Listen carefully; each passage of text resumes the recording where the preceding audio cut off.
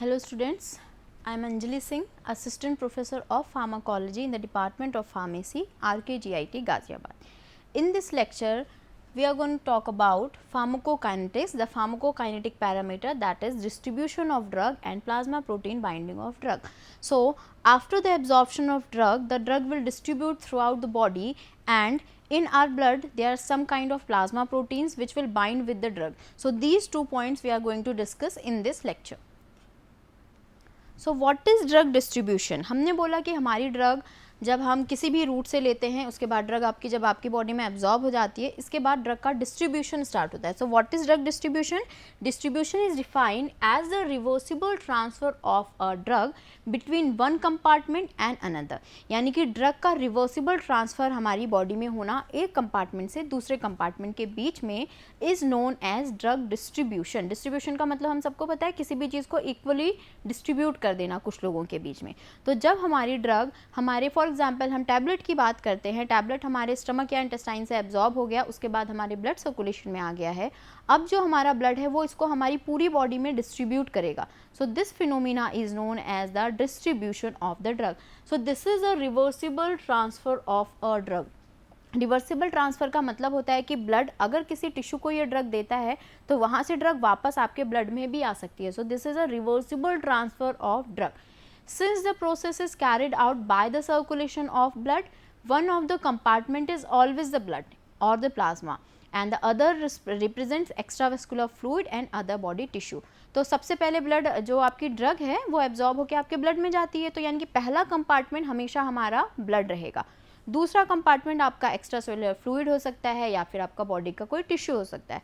So as this diagram represent drug distributed in the body. यहाँ पे दिखाया गया कि ड्रग जो है वो आपकी बॉडी में डिस्ट्रीब्यूट हो गई, उसके बाद ड्रग आपकी मेटाबोलाइज हो गई और बॉडी से एक्सक्रीट आउट हो गई. सो this is the first phenomena कि ड्रग आपकी बॉडी में इक्वली डिस्ट्रीब्यूट हो गई, उसके बाद वो मेटाबोलाइज हो गई, यानी डिस्ट्रीब्यूशन के बाद उस ड्रग ने अपना काम कर लिया. जब उस ड्रग ने अपना मेन फंक्शन परफॉर्म कर लिया तो हमारी बॉडी ने उसको मेटाबोलाइज कर दिया, क्योंकि मेटाबॉलिज्म के बाद बॉडी उसको डीएक्टिवेटेड फॉर्म में कन्वर्ट कर देती है और we can say hydrophilic form में कन्वर्ट कर देती है, और किडनी या फिर किसी और दूसरे रूट ऑफ ड्रग एक्सक्रीशन से वो हमारी बॉडी से एक्सक्रीट आउट हो जाती है. इसके बाद यहाँ पे है drug and the metabolite in plasma. This is the first compartment. ये आपका पहला कंपार्टमेंट है. ड्रग एब्जॉर्ब होकर आपके ब्लड प्लाज्मा में पहुँचती है, उसके बाद ड्रग आपकी बॉडी में डिस्ट्रीब्यूट होती है. यहीं से ये ड्रग आपकी मेटाबॉलिज्म के लिए भी जा सकती है और यहीं से ये ड्रग आपकी डायरेक्टली एक्सक्रीट आउट भी हो सकती है. यानी कि जब कोई ड्रग हमारे ब्लड में एब्जॉर्ब हो जाती है उसके बाद उसको पूरी बॉडी में इक्वली डिस्ट्रीब्यूट कर देता है हमारा blood plasma. So this is the primary compartment, पहला कंपार्टमेंट है जहाँ पे हमारी ड्रग पहुँचती है एब्जॉर्प्शन के बाद. इसके बाद ये कंपार्टमेंट इसको डिफरेंट बॉडी पार्ट्स में डिवाइड कर देता है. तो यहाँ पे आप जो एरो देखोगे, this is a by directional arrow.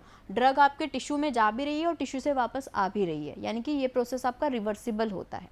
इसके बाद ब्लड प्लाज्मा में से ही कुछ ड्रग आपकी डायरेक्टली मेटाबॉलिज्म के लिए भी चली जाती है और कुछ ड्रग आपकी डायरेक्टली एक्सक्रीट आउट भी हो जाती है. यानी कि जब ब्लड हमारे सर्कुलेशन में पहुंच जाती है एब्जॉर्प्शन के बाद, तो उसके बाद वो ड्रग हमारी इक्वली पूरी बॉडी में डिवाइड हो जाती है. कुछ पार्ट उसका डायरेक्टली मेटाबोलाइज भी हो सकता है और कुछ पार्ट उसका डायरेक्टली एक्सक्रीट आउट भी हो सकता है.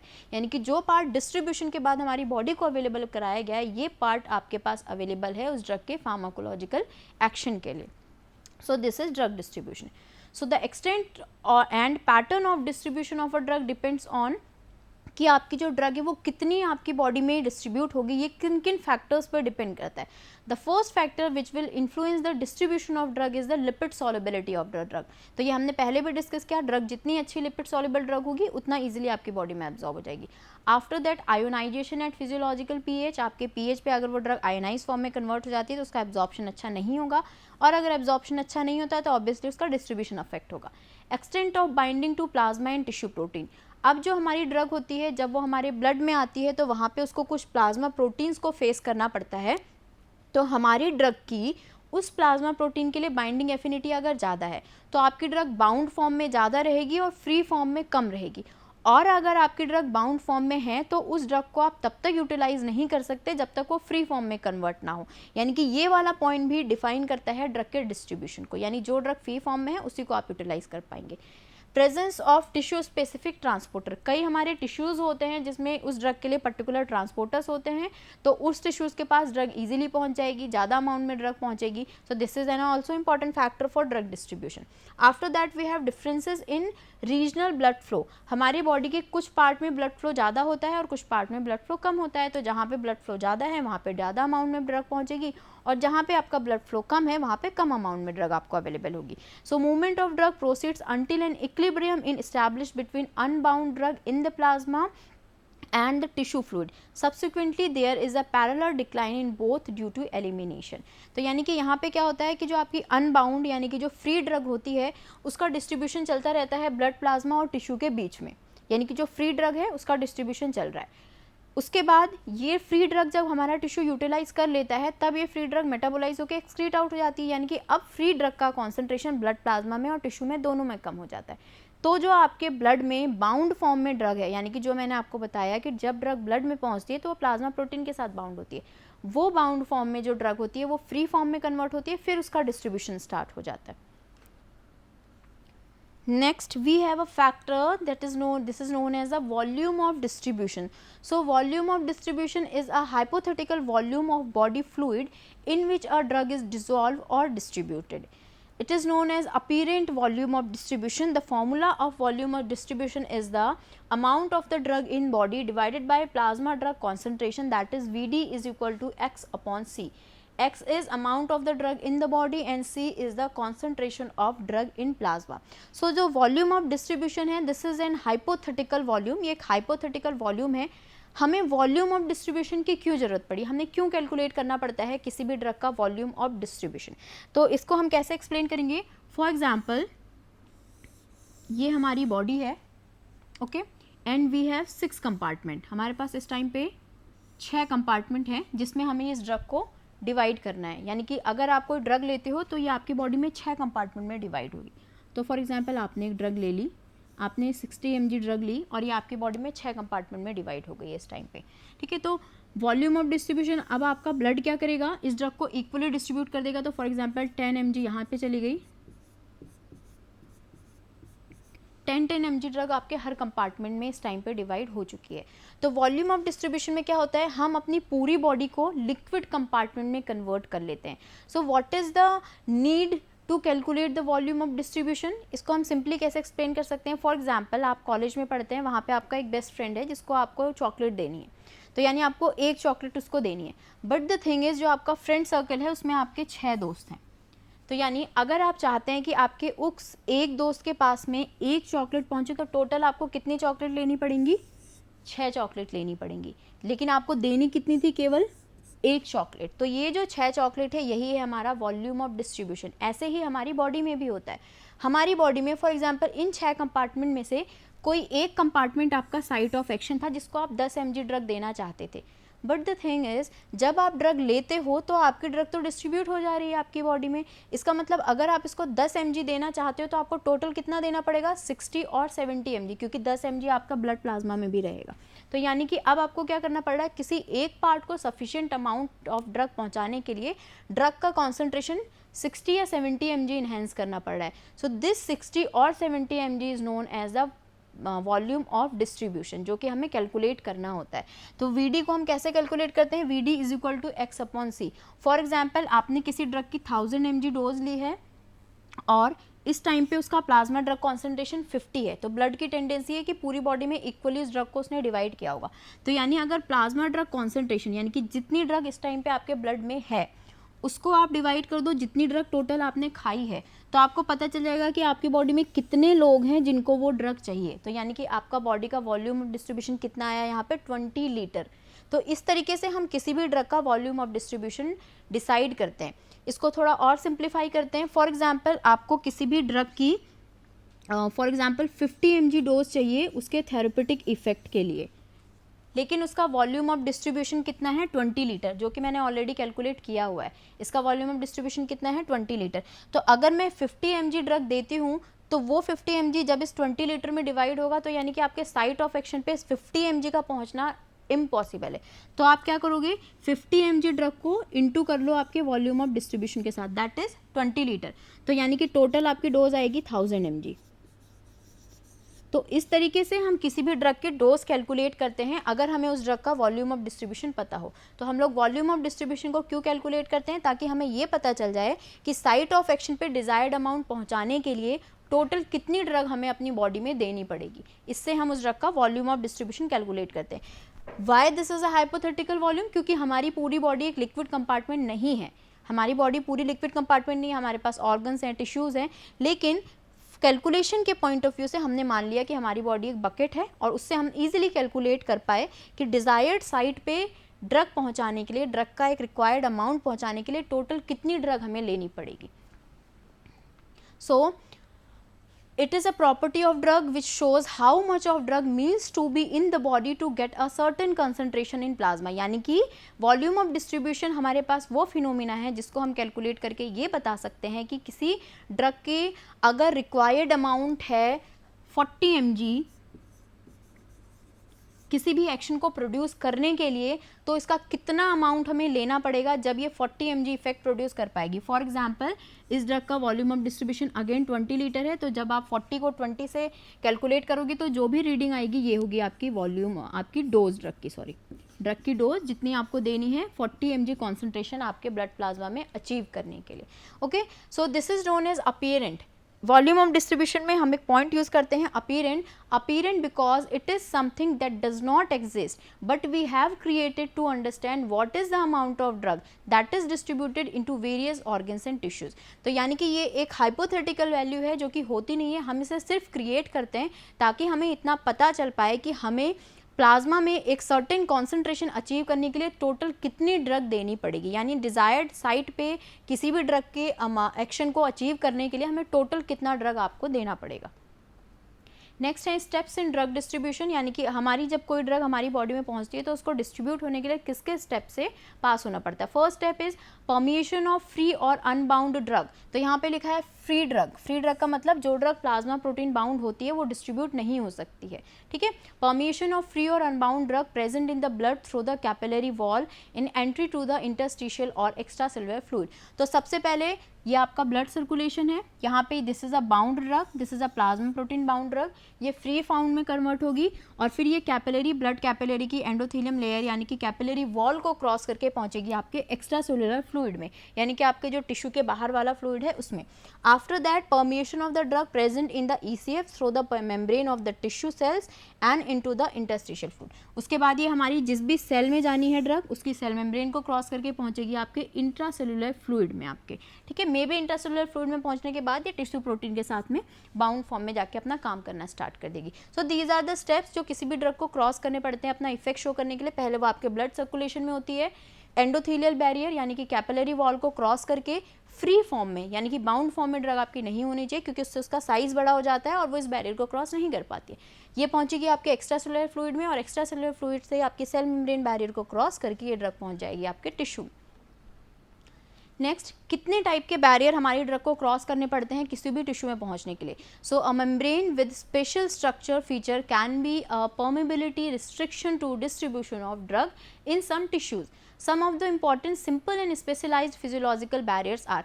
अब हमारी ड्रग को ब्लड कैपिलरी को पार करने के बाद कितने टाइप के और बैरियर होते हैं जो कि क्रॉस करने पड़ते हैं किसी भी टिश्यू या किसी एक स्पेशल सेल में पहुंचने के लिए।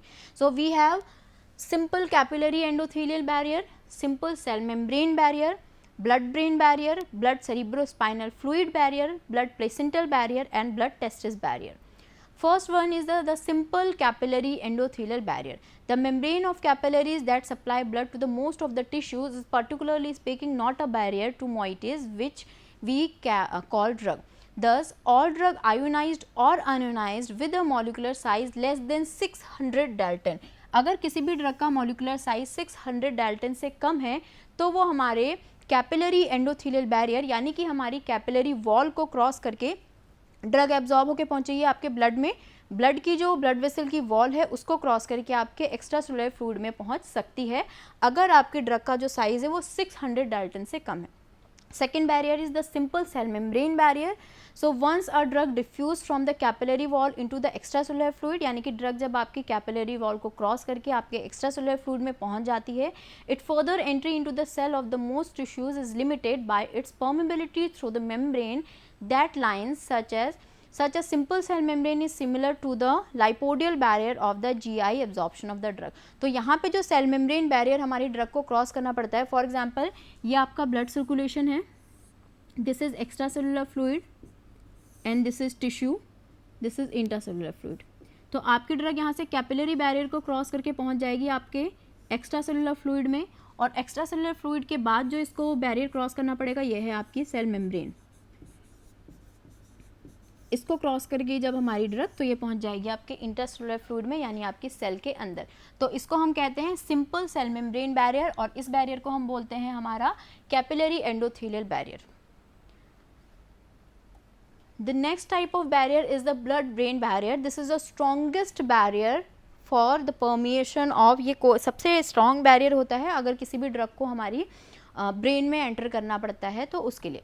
Unlike the capillary found in the other parts of the body, the capillary in the brain are highly specialised and much less permeable to water soluble drug. The brain capillaries consist of endothelial cells which are joined to one another by continuous tight intracellular junctions comprising what is called the blood brain barrier. तो आप यहाँ पे देख रहे हो this is a blood brain barrier, ठीक है. So this is the capillary endothelium. यहाँ पे आपकी ड्रग है, ये आपका ब्लड सर्कुलेशन है जहाँ पे आपकी ड्रग है. इसके बाद यहाँ पे कैपिलरी एंडोथेलियल लेयर आती है. उसके बाद है यहाँ पे हमारे पास pericyte, astrocyte, basement membrane, glial cell. इसके बाद मिलता है इसको extracellular fluid of the brain. तो यानी कि अगर हमारी किसी ड्रग को हमारे ब्रेन में जाना है तो उसको कितनी लेयर क्रॉस करनी पड़ेगी? सबसे पहले ब्लड वेसल्स की कैपिलरी एंडोथेलियम बैरियर, उसके बाद pericyte cells, astrocyte cells, basement membrane and glial cells. So this is blood brain barrier. इसको हम बोलते हैं blood brain barrier. Blood brain barrier जो होता है किसी भी वाटर सॉल्युबल चीज़ को पेनिट्रेट करके ब्लड में एंटर नहीं करने देता है. So the drug should be highly lipophilic in nature. आपकी ड्रग लाइपोफिलिक होनी चाहिए और हाईली लाइपोफिलिक होनी चाहिए, तभी वो आपके ब्लड ब्रेन बैरियर को क्रॉस करके आपके ब्रेन में पेनिट्रेट कर पाएगी, ठीक है. Next we have blood placental barrier. The maternal and the fetal blood vessels are separated by a number of tissues or layers made by the fetal trophoblast, basement membrane and the endothelium which together constitute the placental barrier. Placental barrier is not an effective barrier as blood brain barrier. So basically यहाँ पे this is the maternal vein यानी कि जो mother है उनकी when, and this is the fetal vein यानी कि जो फीटस है बेबी उसकी वेन है. तो यहाँ पे क्या हो रहा है कि जो बैरियर होता है यहाँ पे कुछ सेल्स के थ्रू जो बैरियर बनता है, this is known as blood placental barrier, जिसको कि हम ब्लड प्लेसेंटल बैरियर कहते हैं. तो ये किससे बनता है? Endothelium, connective tissues, trophoblast cell से. तो this barrier is not strong barrier. ये as compare to blood brain barrier एक स्ट्रॉन्ग बैरियर नहीं है. यानी कि जो भी ड्रग हम मदर को देंगे ड्यूरिंग प्रेगनेंसी वो फीटस को अफेक्ट करेगी. इसीलिए आपने देखा है ड्यूरिंग प्रेगनेंसी बहुत सारी ड्रग्स जो होती हैं वो डॉक्टर्स प्रिस्क्राइब नहीं करते हैं, because the placental barrier is not a strong barrier. जो प्लेसेंटल बैरियर होता है ये स्ट्रॉन्ग बैरियर नहीं होता है. तो अगर कोई ड्रग मैटरनल आर्टरी में है यानी मदर के ब्लड में है तो वो इजीली फीटस को रीच कर सकती है, इजीली फीटस को अफेक्ट कर सकती है by crossing the blood placental barrier. So these are the barriers जो कि किसी भी ड्रग को हमारी बॉडी में डिस्ट्रीब्यूट होने के लिए क्रॉस करने पड़ते हैं. The next point is plasma protein binding. As I have earlier said कि अगर कोई ड्रग आपकी ब्लड में पहुंचती है तो वहाँ पे कुछ उसको प्लाज्मा प्रोटीन के साथ वो बाउंड फॉर्म में कन्वर्ट हो जाती है, और जब तक वो ड्रग फ्री फॉर्म में कन्वर्ट नहीं होती है तब तक आप उस ड्रग को यूटिलाइज नहीं कर सकते हो. So this phenomena is known as plasma protein binding. यानी कि जैसे ही कोई ड्रग एब्जॉर्ब होकर आपके ब्लड सर्कुलेशन में पहुंचती है तो वहाँ पे जो हमारी ड्रग है वो कुछ प्लाज्मा प्रोटीन के साथ में एक बाउंड फॉर्म में कन्वर्ट हो जाती है, और ये बाउंड फॉर्म में जो ड्रग होती है ये ड्रग आप यूज़ नहीं कर सकते हैं जब तक ये फ्री फॉर्म में कन्वर्ट ना हो. So we can say the plasma protein binding is act as a temporary storage of the drug. ये ड्रग की हाफ लाइफ को बढ़ा देता है, यानी कि ड्रग के आपकी बॉडी में रहने के ड्यूरेशन को बढ़ा देता है. So what is plasma protein binding? The phenomena of complex formation with the protein is known as the protein binding of drug. अगर कोई ड्रग किसी प्रोटीन के साथ में एक कॉम्प्लेक्स फॉर्म कर रही है उसको हम बोलते हैं protein binding of drug. The phenomena of complex formation with protein is called as the protein binding of drug. The binding of drug to plasma protein is reversible. The extent or order of binding of the drugs to various plasma protein is. तो हमारे blood में ये 4 type की plasma protein present होती हैं. First one is the albumin, इसके बाद है alpha 1 acid glycoprotein, third lipoprotein and fourth is known as the globulin. ये 4 प्रोटीन्स हमारे ब्लड में प्रेजेंट होती हैं। तो कोई भी ड्रग जब हमारे ब्लड में पहुंचती है, हमारे ब्लड सर्कुलेशन में पहुंचती है, तो सबसे पहले हमारी ड्रग की जो बाइंडिंग एफिनिटी है वो इन 4 प्रोटीन्स के लिए होती है। सबसे ज़्यादा अमाउंट में हमारे ब्लड में प्रेजेंट होता है एल्ब्यूमिन, उसके बाद alpha 1 acid glycoprotein, after that lipoprotein and last is the ग्लोब्यूलिन्स। तो यानी कि हमारी ड्रग सबसे ज़्यादा एक्सटेंड में बाइंड होंगी एल्ब्यूमिन के साथ, उसके बाद अल्फा 1 एसिड ग्लाइकोप्रोटीन के साथ, फिर लाइपोप्रोटीन के साथ और फिर ग्लोब्यूलिन्स के साथ में। These are the examples of drugs जो कि हमारी प्लाज्मा प्रोटीन के साथ बाइंडिंग एफिनिटी शो करती हैं। पहली प्रोटीन है हमारी ह्यूमन सीरम एल्ब्यूमिन, यानी कि albumin protein. So large variety of all types of drug, specifically acidic drug. So acidic drug shows higher affinity for human serum albumin. जो हमारी एसिडिक ड्रग्स होती हैं वो एल्ब्यूमिन के लिए बाइंडिंग एफिनिटी सबसे ज़्यादा शो करती हैं। For example barbiturates, benzodiazepine, phenytoin, morphine, these all are acidic drugs. तो अगर आप कोई एसिडिक ड्रग खाते हो जिसका जो नेचर है, बेसिक कोर नेचर है, वो एसिडिक है, तो जब ये ड्रग आपके ब्लड में एब्जॉर्ब होगी तो ये सबसे ज़्यादा किसके साथ बाइंडिंग एफिनिटी शो करेगी? एल्ब्यूमिन के साथ में। तो यानी कि जब तक आपकी ड्रग एल्ब्यूमिन के साथ में बाउंड फॉर्म में है तब तक आप इस ड्रग को यूटिलाइज नहीं कर सकते हो। तो ड्रग का कुछ फ्रैक्शन बाउंड फॉर्म में रहता है हमारी प्लाज्मा प्रोटीन्स के साथ में, and some fraction is remains in free form. The free form we can utilise for pharmacological effect, and whenever this concentration of free form is declined in our body by excretion, the bound form of drug is further converted into free form of the drug. Second हमारे पास protein है glycoprotein. So basic drugs such as imipramine, lidocaine, quinidine, जो basic drugs होती हैं उनकी जो binding affinity होती है वो आपकी ग्लाइकोप्रोटीन्स के लिए होती है। ठीक है, तो यहाँ से आप ऑब्जेक्टिव क्वेश्चंस देख सकते हैं कि अगर आपके पास आता है कोई भी एसिडिक ड्रग का एग्जाम्पल और ये 4 प्रोटीन्स आपके पास आती हैं, तो आप इसका आंसर कर सकते हैं कि अगर if the drug is acidic it will show high affinity for albumin, if the drug is basic it will show high affinity for glycoprotein. Third type of protein is lipoprotein. So some basic drugs and lipophilic drugs like chlorpromazine, आपकी lipophilic drug and some amount of basic drugs जो होती हैं they will show the affinity for lipoprotein. After that we have alpha 1 globulin. So steroidal drugs, for example corticosterone and thyroxine, these drugs can, cyanocobalamin, these drugs can show binding affinity, higher binding affinity for alpha 1 globulin. ये सारी आपकी steroidal जो drugs होती हैं ये binding affinity show करती हैं alpha 1 globulin के लिए, यानी कि आपने कोई स्टेरॉइडल ड्रग ली है तो वो आपके ब्लड में जाके अल्फा 1 ग्लोबुलिन के साथ में बाउंड फॉर्म में कन्वर्ट हो जाएगी। After that we have alpha 2 globulin, it is also a blood plasma protein. So vitamins, for example vitamin A, vitamin D, vitamin E and vitamin K, ये सब आपकी drugs होती हैं। these drugs will show, these vitamins shows binding affinity for alpha 2 globulin, यानी कि अगर आपकी body में ये विटामिन है तो आपके ब्लड में ये इस प्रोटीन के साथ में एक बाउंड फॉर्म में कन्वर्ट हो जाएंगे। इसके बाद जब तक ये फ्री फॉर्म में कन्वर्ट नहीं होते हैं आप इनको यूटिलाइज नहीं कर सकते हैं। So the plasma protein binding is an important factor for drug distribution. जो ड्रग आपकी बाउंड फॉर्म में है आप उसको यूज़ नहीं करेंगे जब तक वो फ्री फॉर्म में कन्वर्ट नहीं होगी। And we have examples of the plasma protein जिनके साथ में हमारी ड्रग बाइंड होती है।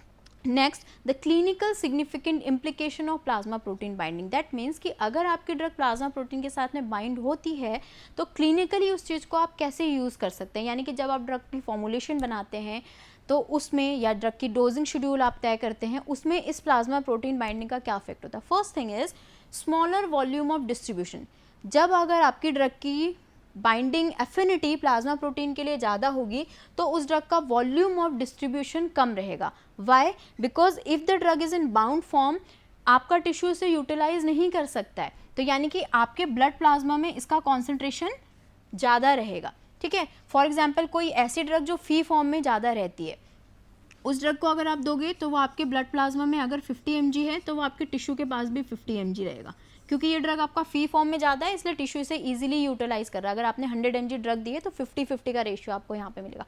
But if this drug has higher affinity for plasma proteins, तो उस केस में क्या होगा, ये ड्रग बाउंड फॉर्म में ज़्यादा रहेगी। तो उस केस में आप देखोगे तो 100 में से 70 mg ड्रग जो होगी वो आपके ब्लड प्लाज्मा में होगी और बाकी जगह पे इसका कॉन्सेंट्रेशन कम होगा, क्योंकि फ्री फॉर्म में ड्रग आपके पास बहुत कम अमाउंट में अवेलेबल है। तो यानी जब हम इसका वॉल्यूम ऑफ डिस्ट्रीब्यूशन कैलकुलेट करेंगे तो इसका वॉल्यूम ऑफ डिस्ट्रीब्यूशन जो होगा वो स्मॉलर आएगा, ठीक है। इसका जब आप वॉल्यूम ऑफ डिस्ट्रीब्यूशन कैलकुलेट करोगे तो इसका वॉल्यूम ऑफ डिस्ट्रीब्यूशन होगा 100 डिवाइडेड बाय 50, इसका करिए तो 100 डिवाइडेड बाय 70, तो ऑब्वियसली इस केस में आपका वॉल्यूम ऑफ डिस्ट्रीब्यूशन कम आएगा। So if the drug is high plasma protein bound, the volume of distribution is less, volume of distribution का वैल्यू कम आएगा। After that bound fraction is not available for action until or unless the drug is converted into free form, जब तक आपकी drug free form में convert नहीं होती है तब तक आप उस ड्रग को एक्शन के लिए यूज़ नहीं कर सकते। इसका मतलब जब तक कोई ड्रग फ्री फॉर्म में है वो आपके टिश्यू में पेनिट्रेट नहीं कर सकती है, और अगर वो आपके टिश्यू या सेल में पेनिट्रेट नहीं कर सकती तो आप उसका इफेक्ट भी नहीं ले सकते। Temporary storage of the drug. So plasma protein binding will act as a temporary storage of the drug. So how can we say that plasma protein binding act as a temporary storage of the drug? Because if the drug is plasma protein bound, it will not available for action. यानी कि जब तक bound drug free form में convert नहीं होगी ये action के लिए utilize नहीं की जा सकती है। तो for example 70 drug है आपका, 70% उसका ratio bound form में है, 30% आपका free form में। तो आप इस 30% को utilize करिए। जब इसका लेवल डिक्लाइन होना स्टार्ट हो जाएगा तब जो बाउंड फॉर्म में प्रेजेंट ड्रग है वो फ्री फॉर्म में धीरे धीरे कन्वर्ट होगी। यानी जब तक आपकी ड्रग बाउंड फॉर्म में है ये आपकी बॉडी में ज़्यादा देर तक रह सकती है, और जैसे ही ये फ्री फॉर्म में कन्वर्ट होगी हमारी बॉडी से मेटाबोलाइज करके एक्सक्रीट आउट कर देगी। So plasma protein binding will act as a temporary storage of the drug. Next, high degree of protein binding generally makes the drug long acting. Simple सी बात है, जितनी देर ड्रग आपकी body में रहेगी उतनी ही वो ड्रग लॉन्ग एक्टिंग होगी। After displacement interaction, for example indomethacin and phenytoin displace warfarin, तो हमारी जो ड्रग होती हैं वो डिस्प्लेसमेंट इंटरेक्शन शो करती है। इससे मेरा कहने का मतलब ये है, the meaning of displacement interaction is, एक प्लाज्मा प्रोटीन के लिए आपकी दो ड्रग की बाइंडिंग एफिनिटी है, for example drug number 1 and drug number 2, और आपने ये दोनों ड्रग साथ में ले ली हैं, तो ऐसा हो सकता है कि जो आपकी दूसरी वाली ड्रग हो वो पहली वाली ड्रग को प्लाज्मा प्रोटीन के साथ बाइंड ना करने दे। तो उस केस में क्या होगा, अगर आपने फेनेटोइन और वारफेरिन दोनों साथ में लिया हुआ है, ठीक है, तो फेनेटोइन क्या करेगा, वारफेरिन को प्लाज्मा प्रोटीन से डिसोशिएट कर देगा, इसको बाउंड फॉर्म में प्रेजेंट नहीं रहने देगा। उस केस में वारफेरिन आपकी बॉडी से बहुत जल्दी एक्सक्रीट आउट हो जाएगी और आपको इसका इफेक्ट नहीं मिलेगा। यानी वारफेरिन पूरी की पूरी फ्री फॉर्म में प्रेजेंट रहेगी, इफेक्ट शो करेगी एंड एक्सक्रीट आउट हो जाएगी, यानी इसका ड्यूरेशन ऑफ एक्शन भी कम हो जाएगा और इसका इफेक्ट भी आपको कम टाइम के लिए मिलेगा। So this phenomena is known as the displacement interaction. So what is the clinical significance in this case? The clinical significance is we can not prescribe phenytoin with warfarin, we can not prescribe indomethacin with phenytoin.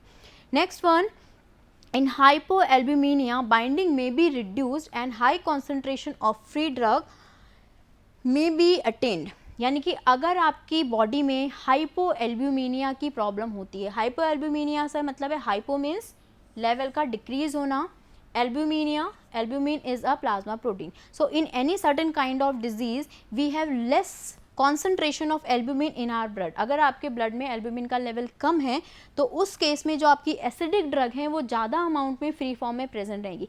That means if you prescribe a acidic drug to a patient and you know the history of this particular patient, आपको उस patient की history पहले से पता है कि this patient is हाइपोएल्ब्यूमिनिक, कि आपका हाइपोएल्ब्यूमिनिया की प्रॉब्लम है इस पेशेंट को, तो आपको क्या करना पड़ेगा, फेनेटोइन का डोज डिक्रीज करके देना पड़ेगा, because maximum amount of phenytoin is present in free form. ज़्यादा से ज़्यादा फेनेटोइन फ्री फॉर्म में प्रेजेंट रहेगा, बॉडी उसको यूटिलाइज करेगी और तुरंत एक्सक्रीट आउट कर देगी। That means if the protein is person is suffering from hypoalbuminemia, the duration of action of phenytoin is less in this case. So these are the clinical significance or clinical implication of plasma protein binding. These are the references. Thank you.